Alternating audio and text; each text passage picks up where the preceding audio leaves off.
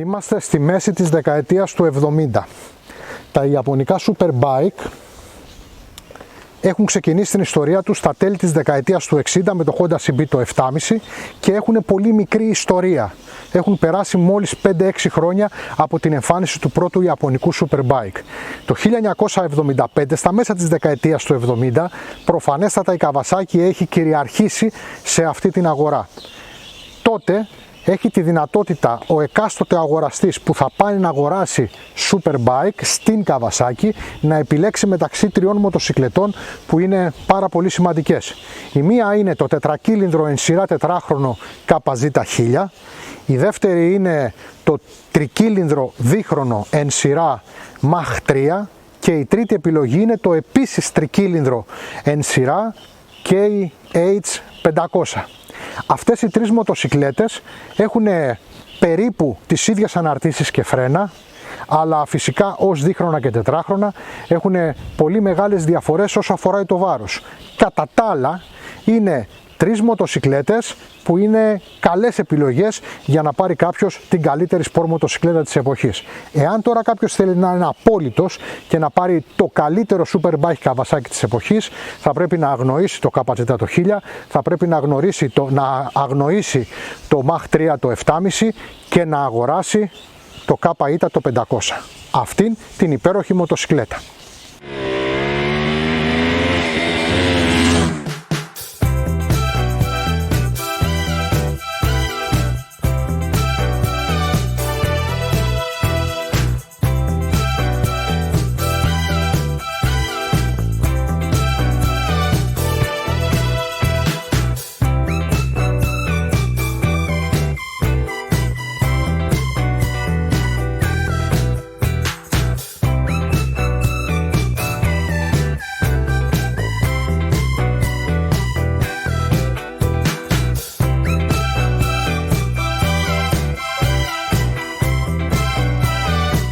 Για όσους δεν έχουν δει το review το κανονικό της μοτοσυκλέτας, να πάνε να το δούνε.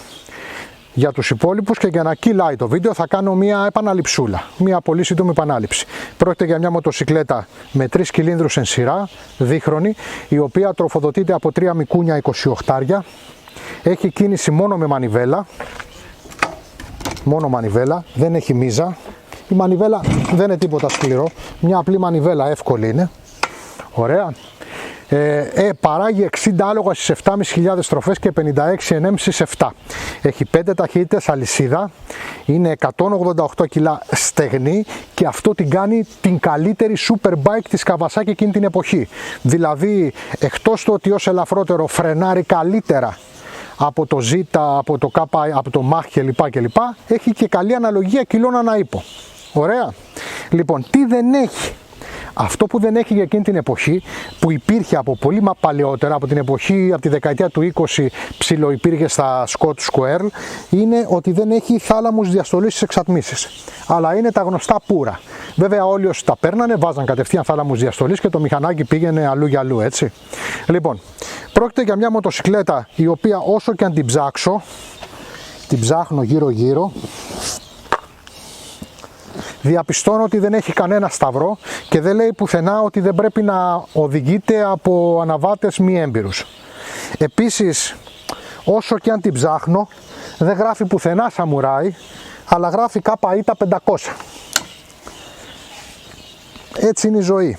Επίσης, όσο και να θέλω να πω ότι αυτό το μηχανάκι για εκείνη την εποχή ήταν ανασφαλές, δεν μπορώ να το πω, διότι έχουμε ένα πολύ μεγάλο δίσκο μπροστά με μια πολύ ωραία δαγκάνα και ένα πάρα πολύ μεγάλο ταμπούρο το οποίο βοηθάει την πέδηση. Μιλάμε για τέτοιο ταμπούρο, για ένα μηχανάκι το οποίο είναι και όλο 177 κιλά πένα. Τώρα, όταν ανεβαίνω πάνω σε αυτό το πολύ εξοπλισμένο μηχανάκι, έχει κλειδαριά κράνους, έχει μονόδιπλο stand, έχει όλα αυτά που έπρεπε να έχει ένα μηχανάκι εκείνη την εποχή, είμαι άνετος, είμαι κύριος. Παρά το ότι είναι μικρότερο σε μέγεθος λίγο από το KZ και από το Mach, παρόλα αυτά είμαι πάρα πολύ άνετος σε μια πάρα πολύ άνετη σέλα. Τα ρολόγια μου μπροστά, στροφόμετρο, ταχύμετρο, μπλιμπλίκια, μια χαρά. Έτσι, και το δεύτερο άτομο πίσω η Γεωργία, μπορούμε να κάνουμε το γύρο του κόσμου. Πρόκειται λοιπόν για μια μοτοσυκλέτα εξαιρετική για την εποχή πάντα. Λοιπόν, το μόνο που μας μένει λοιπόν είναι να τοποθετήσουμε αυτή τη μοτοσικλέτα και δίπλα στον εξιδίον ανταγωνισμό, δηλαδή δίπλα στα άλλα καβασάκια.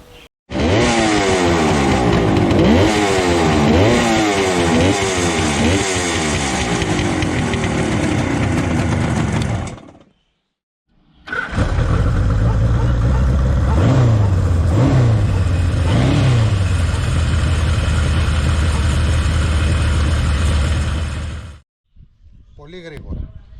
Μηχανάκι τετράχρονο, τετρακύλινδρο, αερόψυχτο, μέσα της δεκαετίας του 70, διάφορες εκδόσεις αναλόγως τη χρονιά, με ένα δισκόφρενο, με αχτίνα, με αλουμινένια ζάντα, με ταμπούρο πίσω, δισκόφρενο μπροστά, με δισκόφρενο μπρος πίσω, διάφορες εκδόσεις ανάλογα την ακριβή εποχή. Βασικός εξοπλισμός, τα στροφόμετρά του τα τεράστια, τα ρολόγια του, τα ND τα ωραία, τα μικούνια να κελαϊδάνε και να δίνουν, και φυσικά από το ΚΖ το K, το οποίο τι σημαίνει, ας το δούμε ευθύς αμέσως. Μια μοτοσικλέτα φυσικά για να κάνεις το γύρο του κόσμου με ένα ή δύο άτομα. Μπορείς να πάρεις και το σκύλο. Χώρος υπάρχει.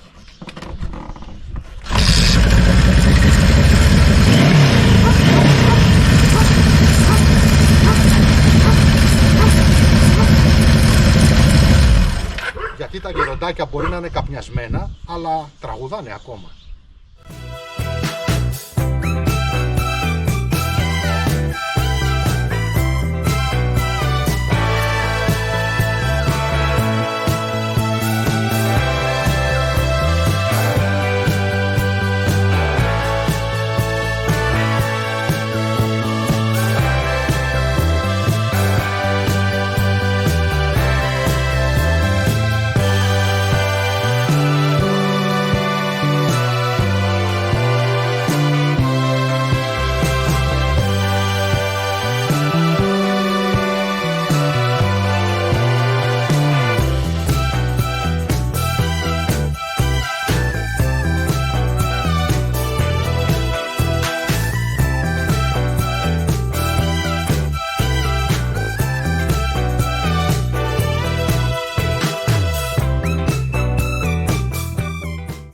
Πάμε λοιπόν σε ένα dealer της Kawasaki να επιλέξουμε την καλύτερη Kawasaki Superbike.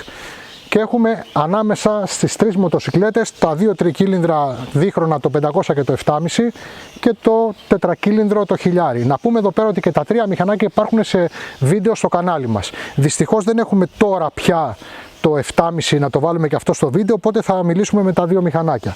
Εκ πρώτης, το πρώτο πράγμα που θα πούμε είναι ότι η ίδια η Kawasaki δίνει ως γρηγορότερη και καλύτερη μοτοσικλέτα από τις τρεις αυτό εδώ πέρα. Μας δίνει αυτό το μηχανάκι με τελική 200 χιλιόμετρων, αυτό το μηχανάκι επίσης με τελική 200 χιλιόμετρων, επίσημες τιμές της Kawasaki, και με 192 χιλιόμετρα τελική το 7,5. Να πούμε ότι και τα τρία μηχανάκια έχουν διάφορες εκδόσεις σε φρένα. Η συνηθέστερη έκδοση και των τριών μοτοσικλετών, αν και εδώ έχουμε δισκόφρενο, ταμπούρο, δισκόφρενο, και των τριών μοτοσικλετών η συνηθέστερη έκδοση είναι ένα δισκόφρενο μπροστά και ταμπούρα πίσω. Είναι ανάλογα το ποιας χρονιάς ακριβώς είναι το ΚΖ ή το ΚΙ και ούτω καθεξής. Και τα τρία μηχανάκια έχουν του ίδιου τύπου πλαίσιο, έχουν διπλό σωληνωτό, δηλαδή με δύο σωλήνες από εδώ πέρα, και στις τρεις περιπτώσεις, με τη διαφορά ότι του ΚΖ είναι λίγο πιο ενισχυμένο πάνω, γιατί είναι φυσικά και πιο βαριά μοτοσικλέτα. Και όταν λέμε βαριά μοτοσικλέτα εννοούμε ότι είναι 240 κιλά αυτό το μηχανάκι στεγνό, ενώ αντίθετα το 7,5 το δικύλινδρο είναι 192 κιλά στεγνό, ενώ αυτό εδώ πέρα είναι λίγο πάνω από τα 170. Έχουμε δηλαδή τρεις μοτοσικλέτες οι οποίες ουσιαστικά με τα κιλά να ύπο, ανεξάρτητα με τον κυβισμό τους κλπ, έχουν τις ίδιες επιδόσεις πάνω κάτω. Είναι και η επίσημη θέση της Kawasaki. Όμως, όπως είπαμε, επειδή είναι ελαφρύτερο, επειδή είναι πιο μανιτζέβελο, το βλέπετε στο βίντεο, αυτό το μηχανάκι είναι πιο μαζεμένο από αυτό. Αν είχαμε και το 7,5 εδώ πέρα, βλέπετε ότι το 7,5 είναι σχεδόν ίδιο σε μέγεθος με το 1000. Ενώ αυτό είναι πιο μαζεμένο, αυτό κάνει το ΚΙ την καλύτερη σπορ επιλογή της εποχής.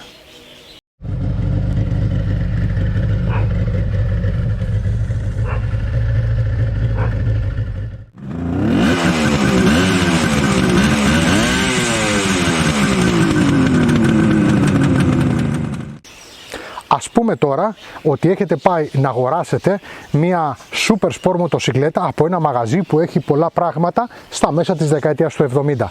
Λοιπόν, άκου να σου πω. Παρακολούθησέ με. Γεωργία, πάρ' την κάμερα στο χέρι. Συγχωρέστε τη Γεωργία γιατί για λίγο θα έχει την κάμερα στο χέρι. Πάμε λοιπόν.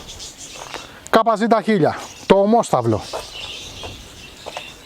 4 κύλινδρα εν σειρά, είναι η καλύτερη τετρακύλινδρη σπορ μοτοσικλέτα της εποχής, από την Ιαπωνία ή όχι.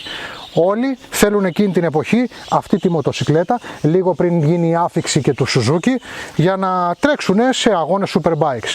Προχωρώντας, πάμε εδώ πέρα, έχουμε το Honda το Coldwind.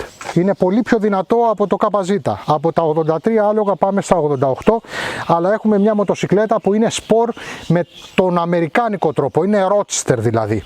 Και φυσικά είναι πάρα πολύ βαριά, άρα κατ' επέκταση δεν μπορεί να συναγωνιστεί τα ελαφρά τετρακύλινδρα στο δρόμο. Φυσικά έχει και το CB η Honda τετρακύλινδρο για την ίδια δουλειά, όπου και αυτό είναι μια επιλογή. Προχωρώντας, είμαστε εδώ στην πιο elegant επιλογή από όλες.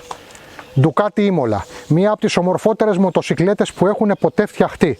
Με τα καλύτερα πράγματα πάνω, το μασέλια τιμόνια, Brembo φρένα, Smith ρολόγια, Conti εξατμίσεις, τι να λέμε και τι να συζητάμε. Όμως οι επιδόσεις της δεν μπορεί να είναι αντίστοιχες με τα ιαπωνικά τετρακύλινδρα. Αλλά πρέπει να ξέρουμε και να κάνουμε σαφές ότι όσο κάνουν τα ρολόγια μόνο της Ducati, κάνουν και τα 3 μηχανάκια που λέει ο λόγος μαζί από την Ιαπωνία. Τέλος, ερχόμαστε στο μηχανάκι του βίντεο, το Kawasaki, το KZ. Μια μοτοσικλέτα που είναι μάλλον η καλύτερη Superbikes της εποχής της.